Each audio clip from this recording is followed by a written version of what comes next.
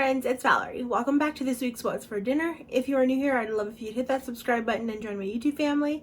And don't forget to leave a like or comment down below because it really does help my channel. Today I'm just going to be showing you what we have throughout the week. This is the week of Thanksgiving, so I'm going to be a couple meals short of showing you the full week's worth. That's just because I didn't include Thanksgiving. In fact, I didn't take any pictures or video of the food that we had. I'm so bad about that, guys. Like, I'm trying to be so much better for you, but when I'm caught in the moment of enjoying my time with like people I love, like I tend to forget to take extra pictures and stuff. Like I get caught up in the actual moment, but I'm gonna try to be better, I swear. But yeah, so I didn't get any of that, and then the next day we just had leftovers. Other than that, I try to keep it easy. Nothing's too hard. Couple Crockpot meals for you. In fact, my two favorite meals of the week, one of them is going to be a Crockpot meal. It is a like potato Kielbasa chowder. So good. One of my new favorite soups. Gonna be having that a lot this winter. It's not cold here where I am, but it will get cold eventually. Not cold as in some other people's kind of version of cold, but for us where it's always sunny here, it'll get its own version of cold. That, and then shrimp enchiladas. So good. They were shrimp like salsa verde enchiladas. They were really delicious. It was a nice change up from having like your typical chicken enchilada. But other than that, let's just get started. On Sunday night, we wanted to do a nice dinner, but keep it really simple. So my boyfriend took some ribeye steaks that we had and put them out on the grill. I didn't get any footage of that because it was dark out and I had to go downstairs for that. Plus, I was making the sides. It's just 6 minutes per side for medium rare. I put some butter on that. We made this mushroom risotto that is just like the Aldi one, and some asparagus, and I just used Kinder's The Blend on that and avocado oil. This is that mushroom risotto if you're interested. It is super delicious. I love how delicious this meal was, but super simple as well, because we were getting into the Thanksgiving week here in meal wise, and you know, you just want to keep it a little bit easy on yourself when you've got a million other things to do. I'm going to start by prepping some of the vegetables here. So I'm chopping up one medium onion. Now I'm using a red onion because it's what I had, but the recipe that I'll have linked for you is going to call for a yellow onion. I actually really enjoyed the red onion. And then I'm taking one kielbasa. I cut it in half lengthways, and then I'm going to go ahead and cut that into some smaller pieces. You don't have to do that. You can just do coins if that's what you prefer. If you know by now, I tend to like my kielbasa nice and browned up, and I just find that the more surface that you have there, the better that's going to be. The slow cooker that I use is an Instant Pot brand slow cooker, and so it sautés items. So I do put a little bit of oil down into the bottom of the crock there, and I'm going to go ahead and saute up my kielbasa so that I can get that a little bit browned. Now you don't have to do this at all. The recipe doesn't call for it. It's just a preference of mine because I liked my kielbasa browned. Then I'm adding that onion that we chopped up to that, and I'm gonna go ahead and stir that around, let that begin to saute a little bit. This is gonna help me also like bring up some of those brown bits off the bottom of the Instant Pot slow cooker here. And I'm gonna also add in a couple cloves worth of garlic and just stir that around. I'm gonna let that become fragrant just for about 30 seconds or so, and then I'm gonna take a 32-ounce container of chicken broth, and I'm gonna pour that in and just like use my little spatula tool here and scrape up all those brown bits off the bottom of the slow cooker. Next, I'm adding in a half a teaspoon each of black pepper and dried thyme. I'm also adding a little bit of salt even though the recipe doesn't call for it, and that's just I know I'm gonna need it. Also, my chicken broth was a lower sodium because it was organic, so I will need a little bit of salt here. And then I'm adding in 6 medium diced up potatoes that were peeled and diced. I used one of those little vegetable chopping tools with the bigger size dice, and that's what I got here. This is probably going to also help my potatoes cook up a little bit quicker because they're not very large. And I just stirred those in, pushed them down into the liquid, and I'm taking a bay leaf. Well, I'm taking 2 bay leaves because mine was kind of broken up, so I figured I'd put 2 in there. Just press that right onto the surface of the liquid. I'm gonna place the lid on, and I'm cooking mine on high for 5 hours. You can do high for 5 to 6 hours or low for 8 to 10 hours. Now this was actually done sooner for me. Somewhere after the 4-hour mark, it was ready to go because my potatoes, like I said, they were smaller. But about when I checked it at the 4-hour mark, I wanted to add in the corn. Now see, I'm not using frozen corn. You could add that earlier on. I'm using canned corn, and I added 2 cans. It's just a preference. I wanted more corn. I just let that like heat up in there basically for about 30 minutes to an hour.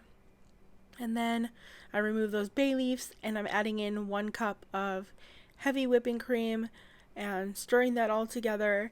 And then I'll take my sharp cheddar cheese. I'm pretty sure this is like an extra sharp cheddar. That's what I like. And then the recipe calls for about 8 ounces.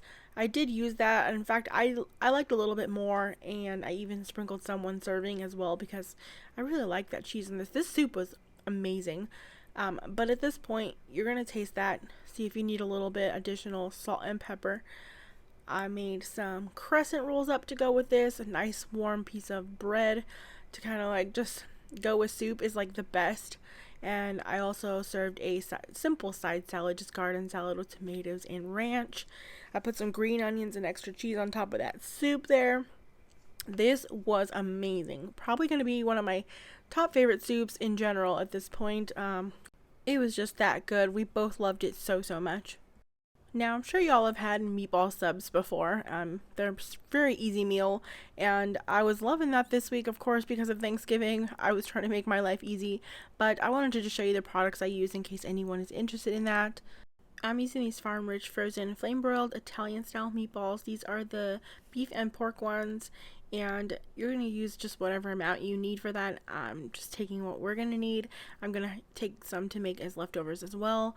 I just put them in the bottom of my pan over medium heat. I'm taking some Rayo's garlic sauce there, some of the garlic pasta sauce, and I'm not really measuring. This is a large jar, but I'm putting some in there. I'm also being a little light on the sauce because at this point in time my health still wasn't feeling that great, and I'm still trying to cut back on the acidity of tomato sauces. But I really do think that this type of sauce was better on me than some of those other just like store brand sauces. So now I'm taking some French rolls, and I am just going to place them out on my baking sheet. I'm just using one of those baking mats to make it easier, so if the cheese melts on it or whatnot.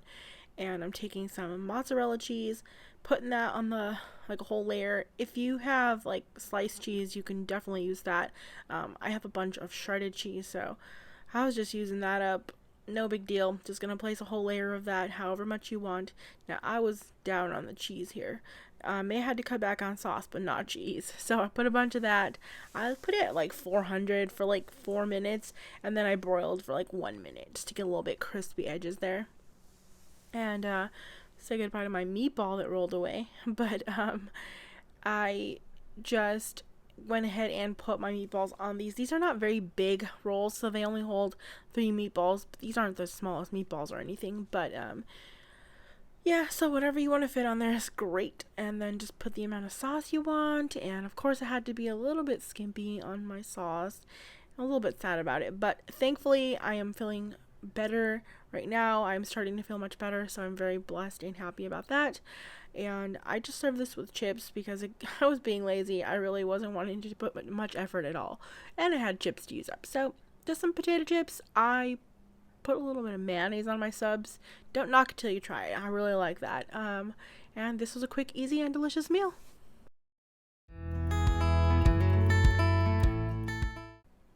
For this, I'm starting off by taking a pound of ground beef. Might be slightly over a pound, but the recipe actually calls for 1.5 pounds, the recipe that I'll link for you in the description box. I freeze my meat in 1 pound increments, so that's just what I'm using here. I'm just going to go ahead and brown that in the bottom of my Instant Pot. This is the Instant Pot Aura Pro for anyone that is interested. I will leave maybe a link to that in the description box down below if I can find that for you, but it's great. I could just like saute the meat right there, brown it right in the pot. So I went ahead and did that. If you're just using a pan, just do the same thing. Go ahead and brown it, drain it, put it in your Crockpot liner, and then I'm adding in some yellow onion, about a cup's worth of chopped onion, and then I'm adding a taco seasoning packet. So I use the container of taco seasoning, so it's about 3 tablespoons, I believe. I think it's a 1/4 cup is what's in a 1 ounce packet.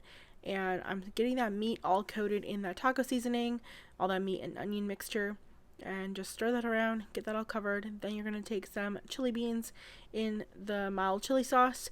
I'm just using the Aldi brand ones. I know that the recipe that I'll have linked is going to like refer to using like Bush's, just whatever you got works. I like the cheap ones from Aldi. They're perfectly fine. Walmart ones are good too. Then take 1 can of Rotel and 1 can of tomato sauce and add that in. I gave that a nice good stir to combine all those ingredients. I forgot to mention that the recipe calls for half a cup of water when you put the taco seasoning in. Now, I never really do that unless the meat is dry and I need to. So I skipped that, and then now I'm adding the lid on. You're going to cook that either on 5 to 6 hours on low or 3 to 4 hours on high. I'm doing the high option. You could leave that longer on low if you need to as well. If you're away at work, it would be just fine.